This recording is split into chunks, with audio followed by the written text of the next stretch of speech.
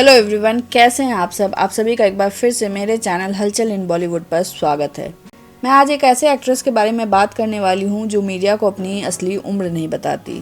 एक एक्ट्रेस जो विकिपीडिया पर अवेलेबल खुद के बारे में सारी डिटेल्स को गलत बताती हैं। एक एक्ट्रेस जो किसी दूसरी एक्ट्रेस से हाथापाई होने पर उसका मीडिया में जिक्र भी करती है और माफ़ी भी मांगती है। एक एक्ट्रेस जो सलमान खान की फिल्म को ना कहती है। एक ऐसी एक्ट्रेस जो ऑन स्क्रीन किस करने या बिकनी पहनने के डिमांड पर फिल्म को छोड़ देती है। एक एक्ट्रेस जो वन टाइम लव में बिलीव करती हैं। एक एक्ट्रेस जो बॉलीवुड की द गर्ल नेक्स्ट डोर का टैग हुआ करती थी। मैं बात कर रही हूँ खूबसूरत, मासूम और विवाह जैसी मूवी से लाखों लोगों की आइडियल वाइफ का सपना सजाने वाली अमृता राव की। शुरुआत में मैंने जितनी बातें कही हैं वह सब सच है और इन सारे सच को मैं डिटेल में आगे बताऊंगी। तो चलिए शुरू से शुरू करते हैं। अमृता राव मैंगलोर के एक कोंकणी परिवार से हैं। उनके ग्रैंडफादर सुभाष चंद्र बोस के साथ भारत की आज़ादी के लिए लड़ाई लड़े थे। उनका नाम था अमृत राव और उन्हीं के नाम पर अमृता राव का नाम रखा गया है। अमृता राव के पिता का नाम दीपक राव है, इसलिए अमृता राव का पूरा नाम अमृता दीपक राव है। उनके पिता मुंबई के एक एडवर्टाइजिंग कंपनी में एक को-ओनर हैं। अमृता की एक बहन भी है जिनका नाम है पृथ्वी राव, जो कि उनकी ट्विन सिस्टर भी हैं और वो भी एक एक्ट्रेस हैं। अमृता राव की शुरुआती पढ़ाई लिखाई मुंबई में ही हुई है। उन्होंने 3 साल तक हिंदुस्तानी क्लासिकल सिंगिंग की ट्रेनिंग भी ली है और उनकी माँ उन्हें क्लासिकल सिंगिंग में ही कुछ करते देखना चाहती थी, पर अमृता को शुरू से ही पर्दे से बहुत प्यार था। अमृता का घर और स्कूल दोनों का वातावरण बहुत स्ट्रिक्ट रहा है, इसलिए वो कभी अपने पिता को नहीं बता पाई कि वो एक्ट्रेस बनना चाहती है, पर किस्मत खुद चलकर उनके पास आ गई। जैसे ही उनका स्कूल खत्म हुआ, एक चॉकलेट की एड उन्हें मिल गई और फिर पिता ने मना भी नहीं किया। इस तरह से एड की उनके पास एक लाइन सी लग गई। उन्होंने शुरुआती दिनों में 35 से भी अधिक कमर्शियल एड्स किए हैं। इसी एड से उन्हें नोटिस किया गया और उन्हें मॉडलिंग के ऑफर भी मिलने लगे। वो कई फैशन शोज का हिस्सा रही हैं। फिर 2002 में उन्हें अलीशा चिनाई की म्यूजिक वीडियो वो प्यार मेरा में वो नजर आई। उसी साल अमृता राव ने अब के बरस मूवी से अपने फिल्मी करियर की शुरुआत की।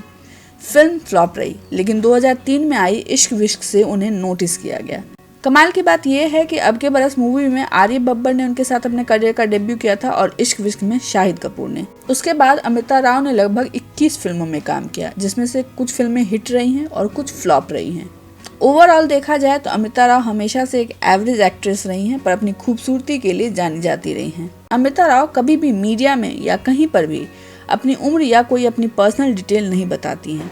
उनका कहना है कि ये उनकी पर्सनल जानकारी है और जो पारिवारिक ही रहे तो अच्छा है, इसलिए मीडिया या कहीं पब्लिक इवेंट पे उनका कभी बर्थडे नहीं मनाया गया है। इसके अलावा जब विकिपीडिया ने उनसे रिलेटेड जानकारी पब्लिश की तो अमृता राव ने ट्वीट करके बताया कि विकिपीडिया पर उपलब्ध उनसे संबंधित अधिकतर जानकारी गलत है, इसलिए उसे कोई इन्फॉर्मेशन के तौर पर इस्तेमाल ना करे। अमृता राव ऑन स्क्रीन किस करने या बिकिनी पहनने को भी जरूरी नहीं मानती। हालांकि वो इसके खिलाफ नहीं है, पर वो पर्सनली कभी ऐसे रोल के लिए तैयार नहीं हुई, भले ही सामने कितना ही बड़ा एक्टर काम करने के लिए तैयार क्यों न रहा हो। उन्होंने एक ऐसी ही फिल्म को ना कर दिया था जिसमें उनके साथ रणबीर कपूर काम करने वाले थे, पर उन्हें एक सीन में ऑन स्क्रीन किस करना था, इसलिए इस फिल्म को उन्होंने मना कर दिया। ऐसे ही उन्हें एक फिल्म सलमान खान के साथ मिली थी, पर उन्हें भी उन्होंने मना कर दिया। दरअसल यह फिल्म थी प्रेम रतन धन पायो और इसमें उन्हें सलमान की बहन का रोल ऑफर हुआ था। वैसे इस मूवी से पहले वो राजश्री प्रोडक्शन को एक हिट मूवी विवाह दे चुकी थी। ऐसे में वो प्रेम रतन धन पायो में सलमान खान की बहन का रोल नहीं करना चाहती थी, जो कि एक नेगेटिव शेड में था। अमृता राव अपने सिंपल इमेज और इजी गोइंग नेचर के कारण बॉलीवुड की द गर्ल नेक्स्ट डोर कहलाने लगी थी। वो सीधे साधे सिंपल रोल में आसानी से फिट बैठ जाती थी और अमृता राव को ऐसे इमेज से परहेज भी नहीं था। अब आते हैं उनकी थप्पड़ वाली कंट्रोवर्सी पे। 2006 में अमृता राव एक मूवी कर रही थी प्यारे मोहन। इस फिल्म में उनके साथ ईशा देओल भी थी और फिल्म के लास्ट डे ईशा देओल ने उन्हें सबके सामने थप्पड़ मार दिया था। अपने इस एक्ट पर ईशा देओल ने मीडिया से बात भी की थी और कहा था कि हाँ, मैंने अमृता को थप्पड़ मारा। पैकअप के एक दिन पहले उसने मुझे, मेरे डायरेक्टर और कैमरामैन सबके सामने उसने गाली दी और मुझे लगा कि ये बहुत ज़्यादा हो गया है।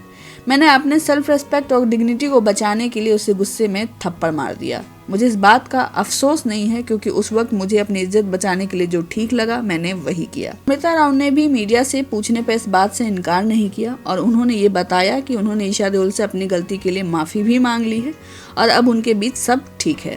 अमिता राव ने शाहिद कपूर के साथ कई फिल्में की है और उनकी उनसे अफेयर की भी खूब खबरें उड़ी थी। ये भी खबर आई थी कि सत्याग्रह मूवी के दौरान करीना और उनमें काफी अनबन थी, पर अमिता राव ने अफेयर की सारी खबरों को गलत बताया और करीना कपूर से अपने अनबन की बात भी गलत बताई। अमिता वन टाइम लव में बिलीव करती हैं। वो कॉलेज टाइप प्यार या मल्टीपल अफेयर्स में बिलीव नहीं करती। उन्हें जब आरजे अनमोल ने प्रपोज किया था तो उस वक्त भी उन्होंने अनमोल से यही कहा था कि ये सीरियस सोचकर तुम कह रहे हो ना, क्योंकि मैं वन टाइम रिलेशनशिप में बिलीव करती हूँ। भले ही इसे पुख्ता करने के लिए वक्त ले लो, बट अगर शादी का मन है तभी आगे बढ़ेंगे, भले ही शादी में कुछ वक्त क्यों ना लग जाए। उन्होंने शादी से पहले अपने इस रिश्ते को लगभग 6 साल का वक्त दिया और इस दौरान जितने भी उतार चढ़ाव आए उसको सबको उन्होंने सुलझाया।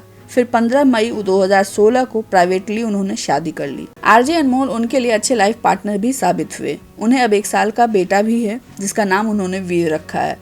अमृता राव आज अपनी जिंदगी से खुश हैं। उनकी लाइफ की सबसे रिमार्केबल मूवी विवाह थी, जिसने न केवल देश के युवाओं बल्कि भारत के महान पेंटर एम.एफ. हुसैन को भी उन पर फिदा कर दिया था। और माधुरी दीक्षित के लगभग 11 साल बाद उन्होंने किसी दूसरी एक्ट्रेस को अपनी प्रेरणा के तौर पर उन्होंने पेंट किया था। आज के लिए बस इतना ही। अगर आपको ये वीडियो पसंद आता है प्लीज़ इसे लाइक और शेयर करें, चैनल को सब्सक्राइब करना ना भूलें और वैक्सीन जरूर लगवाएं। Thank you so much.